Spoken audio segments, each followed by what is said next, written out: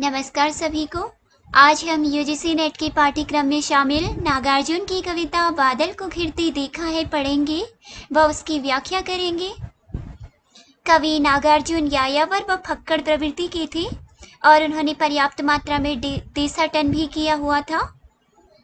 यह कविता बादल को घिरते देखा है तिब्बत प्रवास के क्रम में हिमालय पर्वत के अनुपम सौंदर्य को निहार कर इस कविता के माध्यम से प्रकृति के प्रति स्वच्छ व निश्चल प्रेम की अभिव्यक्ति करता है। इस कविता में नागार्जुन ने बादल व प्रकृति के विभिन्न स्वरूपों का वर्णन किया है। दोस्तों, यह कविता बादल को घिरते देखा है 1939 में लिखी गई थी और 1953 में यह युगधारा नामक काव्य संग्रह में संकलित की गई। आइए अब हम इस कविता को पढ़ते हैं और इसकी व्याख्या करते हैं। कविता का शीर्षक है बादल को घिरते देखा है। अमल धवल गिरी के शिखरों पर बादल को घिरते देखा है, छोटे छोटे मोती जैसे उसके शीतल तुहिन कणों को मानसरोवर के उन स्वर्णिम कमलों पर गिरते देखा है। बादल को घिरते देखा है। तुंग हिमालय के कंधों पर छोटी बड़ी कई झीलें हैं, उनके श्यामल नील सलिल में समतल देशों से आकर पावस की उमस से आकुल तिक्त मधुर विस्तंत खोजते हंसों को तीरते देखा है। बादल को घिरते देखा है। कवि कहते हैं कि हिमालय के उज्जवल शिखर अर्थात बर्फ गिरने से सफेद हुए उज्जवल शिखरों पर मैंने बादलों को घिरते हुए देखा है। इन बादलों की मोती जैसी शीतल कणों को ओस के रूप में मानसरोवर में स्थित कमल पत्रों पर गिरते हुए देखा है। आगे कवि कहते हैं, तुंग हिमालय के कंधों पर अर्थात हिमालय की ऊंची चोटियों पर अनेक छोटी बड़ी झीलें स्थित हैं। इनके शांत व नीले जल अर्थात श्यामल मतलब शांत, नील अर्थात नीला, इसके श्यामल और नीले जल में समतल देशों से आकर पावस की उमस से आकुल मैदानी क्षेत्रों की गर्मी से व्याकुल हंस शरण लेते हैं। वहां कवि ने इन हंसों को कमलनाल के भीतर स्थित तिक्त यानी कि कड़वे, मधुर यानी कि मीठे कोमल तंतुओं को खोजते हुए पानी में तैरते हुए क्या किया है, हंसों को देखा है।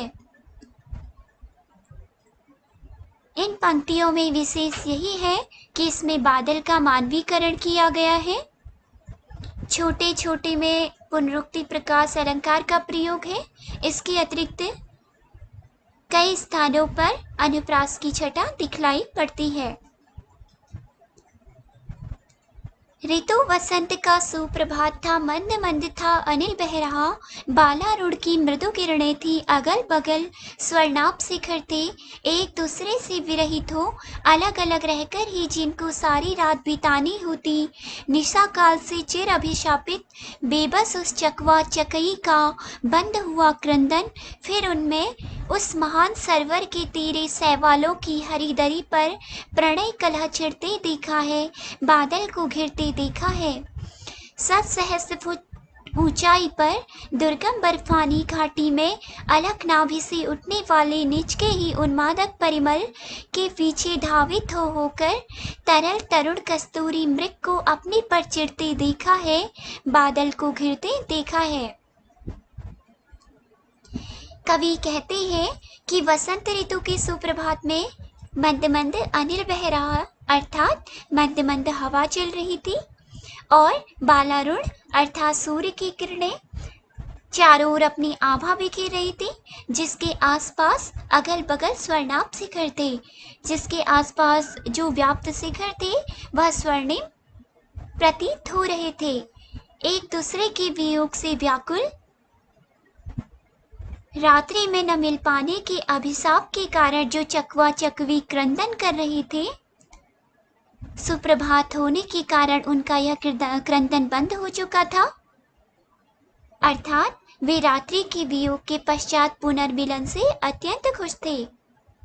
कवि कहते हैं, मैंने उन्हें मानसरोवर के किनारे जो शैवाल होते हैं, शैवाल ऐसे लग रहे थे मानो उनकी हरी दरी बिछी हुई हो, कवि कहते हैं, मैंने सहवालों की हरी दरी पर उस चकवा चकवी को प्रणय क्रीड़ा करते हुए देखा है। और कवि ने बर्फ की दुर्गम घाटी में जिस ऊंचाई पर जो सहस्त्रों फीट की ऊंचाई है पर अपनी ही नाभि से उठने वाली सुगंध को ढूंढते हुए कस्तूरी मृग को बेचैन हो होकर भागते हुए देखा है और भागते भागते स्वयं पर चिढ़ते हुए देखा है। यहाँ पे कवि ने वसंत ऋतु की मादकता व कस्तूरी मृग का स्वाभाविक वर्णन किया है। मंद मंद में पुनरुक्ति प्रकाश अलंकार है। इसके अतिरिक्त चकवा चकी में और तरल तरुण में अनुप्रास अलंकार है। कहाँ गया धनपति कुबेर, वह कहाँ गई उसकी वह अलका, नहीं ठिकाना कालिदास की व्योम प्रवाही गंगा जल का, ढूंढा बहुत किंतु लगा क्या, मेघदूत का पता कहीं पर, कौन बताई वह छायामय बरस पड़ा होगा न यहीं पर, जाने तो वह कवि कल्पित था, मैंने तो भीषण जाड़ों में नभचुंबी कैलाश शीर्ष पर महामेघ को झंझानील से गरज गरज भिड़ते देखा है, बादल को घिरते देखा है। कवि कहते हैं कि धनपति कुबेर व उसकी नगरी जो अलका है वह अब कहाँ चली गई, अर्थात न तो वह दिखलाई पड़ती है और न ही कालिदास द्वारा वर्णित व्योम प्रवाही गंगा जल ही कहीं दिखलाई पड़ता है। बहुत तलाश करने पर भी मेघदूत का भी पता नहीं चलता, ढूंढा बहुत किंतु लगा मेघदूत का पता कहीं पर, क्या पता वह छाया में यही कहीं पर बरस तो नहीं गया है। आगे कवि कहते हैं, छोड़ो वह सब तो कवि की कल्पना मात्र थी, जाने दो वह कवि कल्पित था। आगे कवि कहते हैं, मैंने तो भीषण सर्दी में गगनचुंबी कैलाश पर्वत के शीर्ष पर बादलों को तूफानी हवाओं से गरज गरज कर टकराते हुए देखा है। इन पंक्तियों में गरज गरज में पुनरुक्ति प्रकाश अलंकार है और कवि कल्पित में अनुप्रास अलंकार है। आगे देखते हैं, सत सत निर्झर निर्झरणी कल मुखर देवदारु कानन में, सोड़े धवल भोज पत्रों से छाई हुई कुटी के भीतर रंग बिरंगे और सुगंधित फूलों की कुंतल को साजे इंद्रनील की माला डाले, शंख सरीखे सुगढ़ गलों में, कानों में कोले लटकाए, शद्दल लाल कमल बेड़ी में रजत रचित मणि खचित कला में, पान पात्र दाक्षा सवपूरित रखे सामने अपने अपने लोहित चंदन की त्रिपटी पर नरम निदाग बाल कस्तूरी मृग छालों पर पलथी मारी मदिरारूढ़ आंखों वाली उन उन्मत्त किन्नरियों की मृदुल मनोरम अंगुलियों को बंसी पर फिरते देखा है, बादल को घिरते देखा है। कवि कहता है कि पर्वतीय प्रदेश में बहने वाले सैकड़ों झरने हैं, अपने जल प्रवाह से देवदार के वनों में कलकल ध्वनि कर रहे हैं। वहां देवदार के वृक्षों के नीचे लाल और सफेद भोजपत्रों से निर्मित कुटिया के अंदर रंग बिरंगे फूलों के केसों को सजाकर इंद्रमणियों के हार पहने हुए, कानों में नील कमल और बेड़ी में लाल कमल लटकाकर लाल चंदन की टिपाई पर चांदी से बने और मड़ियों से जड़े हुए मदिरा पात्रों के अंगूरी शराब सामने भरकर व मुलायम मुलायम और बेदाग छोटे कस्तूरी हिरणों की छाल पर पालती मारकर बैठे हुए तथा मदिरा के कारण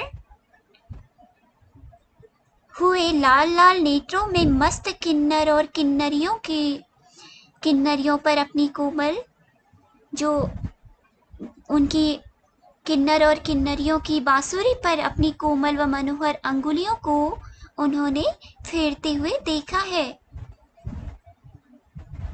इस प्रकार कवि ने यहाँ पे बादलों का और प्रकृति का अद्भुत वर्णन किया है। इन पंक्तियों में विशेष यही है कि शत शत में पुनरुक्ति प्रकाश अलंकार है।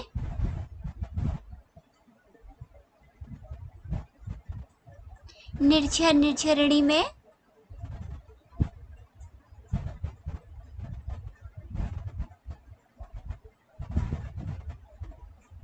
अनुप्रास अलंकार का प्रयोग किया गया है।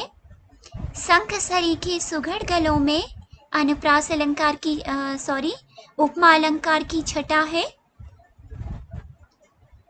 कवि ने हिमाचल की उन्नत घाटी, देवदारों के वन और किन्नर किन्नरियों की दंत कथाओं को प्रस्तुत कर बादल के माध्यम से प्रकृति के अनुपम सौंदर्य को शब्द चित्र के माध्यम से प्रस्तुत किया है। दोस्तों, नागार्जुन की कविता बादल को घिरते देखा है कि व्याख्या यहीं पे समाप्त होती है। अगर यह व्याख्या आपको समझ में आई हो और वीडियो पसंद आई हो तो इस चैनल को जरूर सब्सक्राइब कीजिए और लाइक कीजिए। धन्यवाद।